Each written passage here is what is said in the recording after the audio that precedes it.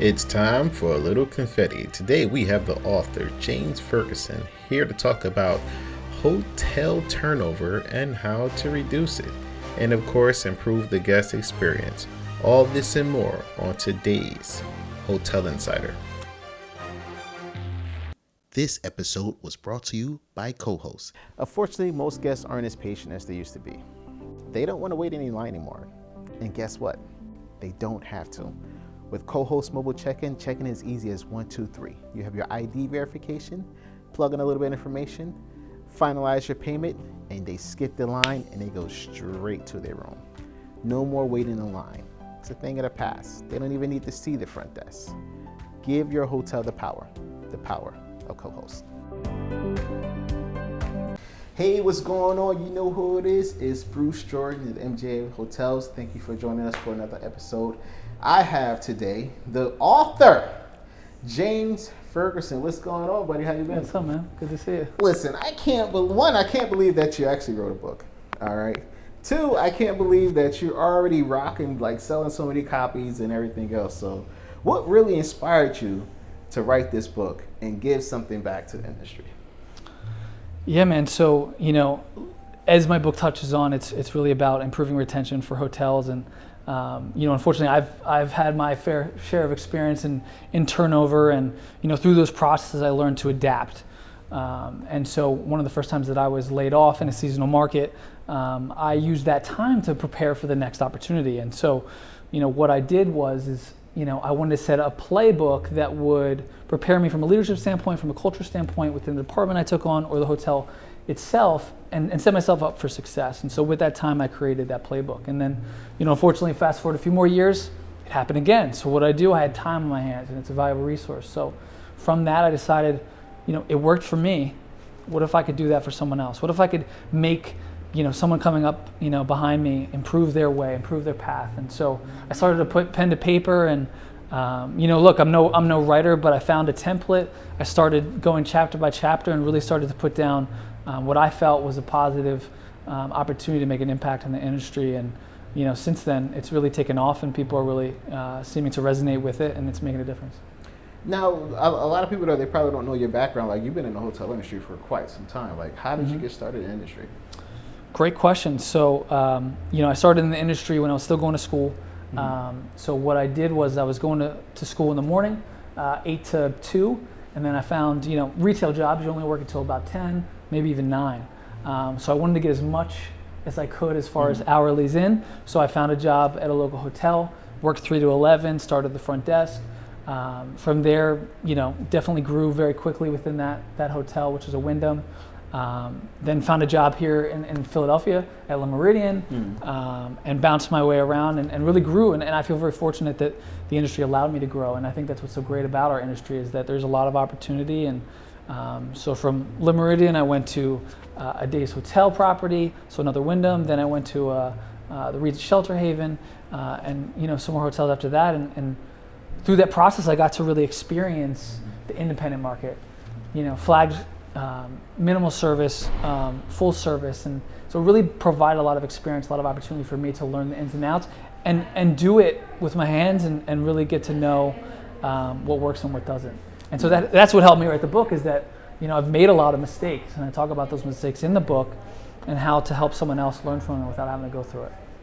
Nice. A lot of people say, I heard one person say when they asked them about our labor problem and the labor shortage, they were like, well, the reason why we have this labor shortage is because of leadership. And I'm thinking, okay, you have one hotel that's paying a housekeeper $10 an hour. You have another hotel that's paying a housekeeper $17 an hour. And this housekeepers go from this hotel that's paying 10 to this hotel that's paying 17. It has nothing to do with her not being able to pay her bills. It has nothing to do with not being able to pay her rent. It's all because of leadership. Right. So, what do you think? Does leadership really play a part when you have this crazy market where people who are making, $8, $9, $10 an hour, they're making damn near $20 an hour? It does. I think that adjustment through COVID and things, we played a lot of reactive leadership styles. We're saying, okay, the 7-Eleven down the street is paying $20 an hour. The Target's 18. we're paying 11. I think we need to adjust. And instead of looking internally prior, because look, the retention has been an issue for a long time, right? Mm-hmm. The industry, Labor Bureau, or the Bureau of Labor Statistics tells us that in the hospitality industry specifically, we were at 75% turnover rate, and the annual average is 10. Yeah. So that was pre-COVID. Now it's like 150%. It's crazy. So, what that tells us, it's been long overdue. And I think instead of looking internally and looking to make adjustments like you would technologically or operationally, we've sort of let it fester, and it's sort of impacted us negatively through this process. And so now I think, again, people are being very, very reactive. But as leaders, we need to be proactive. And I talk about that in the book and how important that is. And so, yes, leadership is everything. It's we bring what we do every day, the energy we bring every day is vital. It sets the tone. And so if you can create a place where people feel loved, served, and cared for like family, then they'll be willing to get paid a little less for that, because it's not always about money. It can be part of the equation, right, to pay bills and if the opportunity makes sense. But I'd rather be excited about going to work every day than be paying attention to my check every Friday. And I think the more that we get hotels and really all businesses to see it that way and to provide that opportunity for people, the more sustainable success they'll have. Nice. Now I know you got a lot of plays in this playbook, and I know you done took some hotels to the Super Bowl. So let's just break down a couple of these plays out of the playbook. What's the number one play out of the playbook that you recommend everybody use no matter what? Well, I talk about it in the book, and honestly, it's daily huddle. And the reason I say that, and it's something that seems so basic, but the consistency of what daily huddle creates, there's so much opportunity within it. And it's really, being that I've worked in independent markets as well as flagged, you have that structure when you work at a Wyndham or something like that. But really, again, it goes back to leadership, right? If they don't want to have huddle today or they don't think it's working anymore, they'll just cancel it. But what it does is it brings everybody together every single day. It allows you as the leader to communicate, articulate purpose, provide a vision for the future, and to bring everybody together and have a positive impact at the start and end of someone's shift is really meaningful, and it really changes the game. And then, obviously it's called Confetti Culture, and what the opportunity of that is you can take confetti and celebrate your team, right? You can celebrate people, you can recognize people's birthdays, that they just had a baby, that they were just promoted. And recognition and reward is a major piece of why people leave. If they're not recognized and rewarded for the things that they do, then they're gonna go somewhere that does.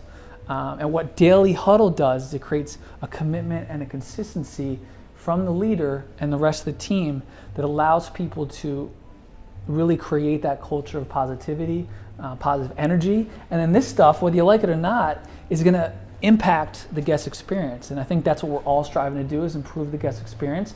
And so if you have happy employees, people that feel recognized, rewarded, they're really involved in decision making and looking forward to the future, they're going to make sure that the guests feel taken care of. And that's really what this playbook does. It breaks down the multiple ways that can do it. And again, Daily Huddle is really the key to that success. Nice. Tell me about one of the craziest problems that you had in the hotel industry and how you solved it. I think a big one is favoritism.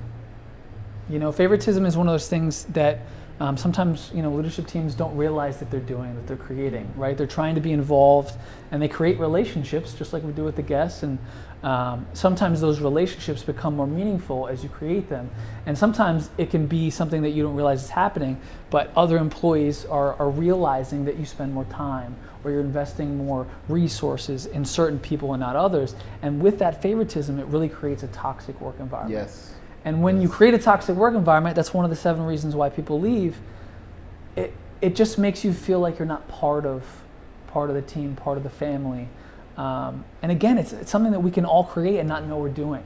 And so again, a great way to combat that is to just make sure that you're creating systems and putting things in place that are fair, that are part of everybody's experience. And again, Huddle is a great way, again, to create that consistency and that habit so that you don't miss the mark. It's so funny because I always get the worst hotels. Like, that's what I do. I save failing hotels. Sure. And I seen more hotels. I call it PEP. People think their hotel needs a PIP. I'm like, nah, it needs a PEP first.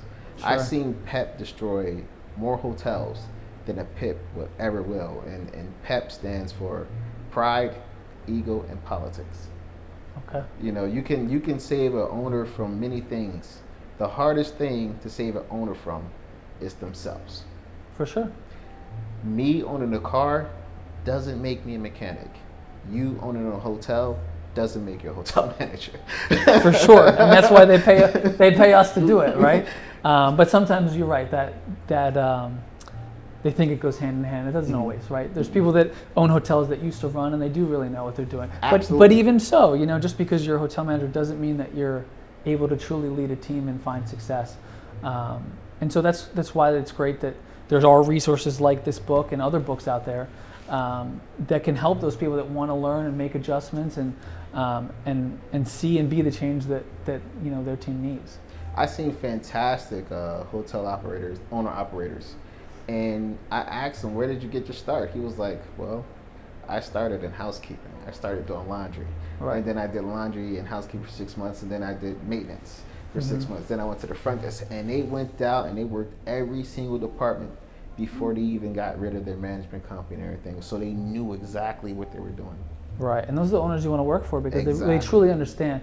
And that, again, that goes back to leadership. You know, it's really from the top down. If your owners are supportive of the leadership will be supportive of the line level people, and that will impact the guests. And I think from a leadership standpoint, a lot of people forget as they get promoted and have that opportunity to grow is that, you know, when you become a manager, you're no longer responsible for the guest experience. You're responsible for the people that are responsible for the guest experience.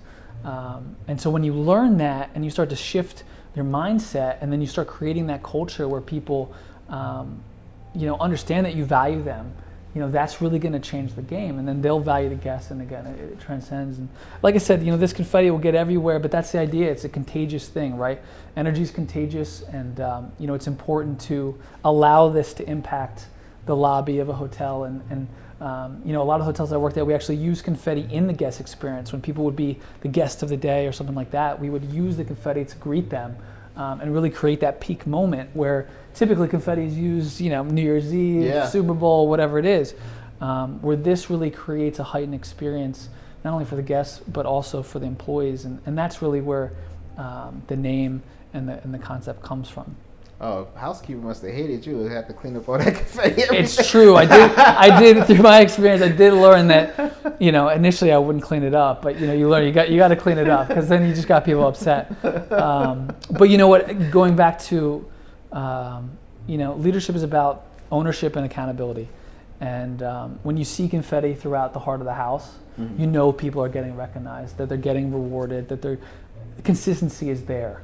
And so while it is a pain in the butt to clean up sometimes, when you see it and you know it's there, it doesn't mean a bad thing, it means a good thing, and it means that we're doing our jobs as leaders, and it's important to have that, you know, impact, not just from the GM, but also the departmental managers in their, you know, meetings and things like that. And, you know, again, everything has a good and a bad, but confetti has a lot of good.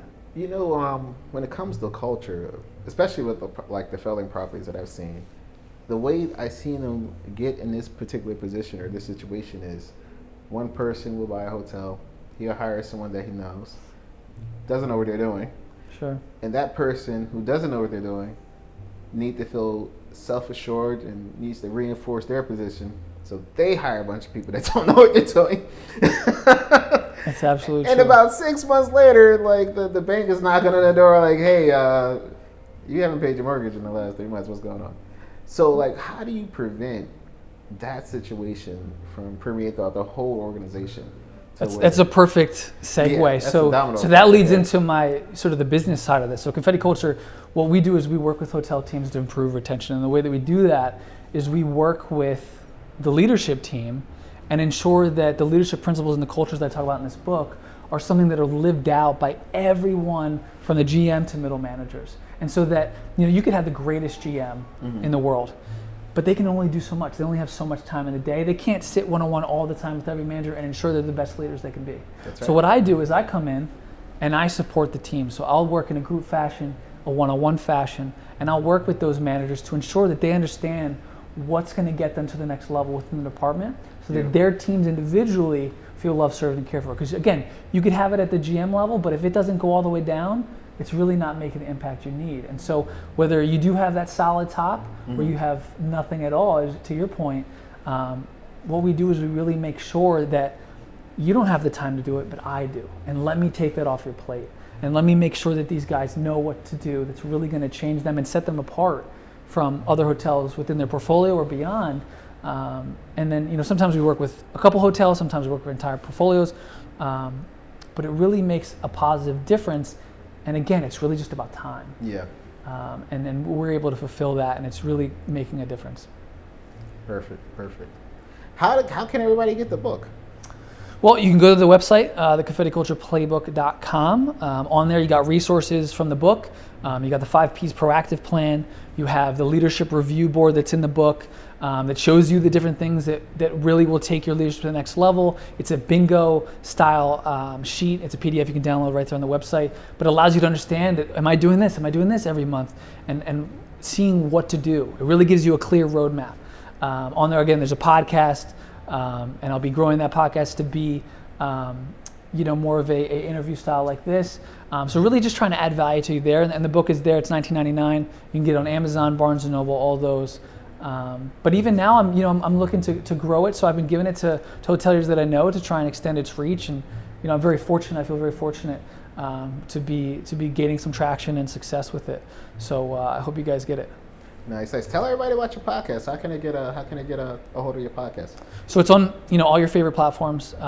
Right now it's a monologue podcast. So what it does is it really outlines the things in the book, talks about the 7 leading causes of turnover in the industry and with multiple ways to combat them. And so while I don't have an audiobook currently, it basically provides an overall summary or outline of what those things are. But to really get the details and what to do, you'll really want to get the book. So make sure you do. All right. Fantastic. Listen, you heard it from the man himself. Thank you for tuning in to another episode. And again, I'm Bruce Jordan, MJF Hotels, and we'll be signing out, and we'll be talking to you soon.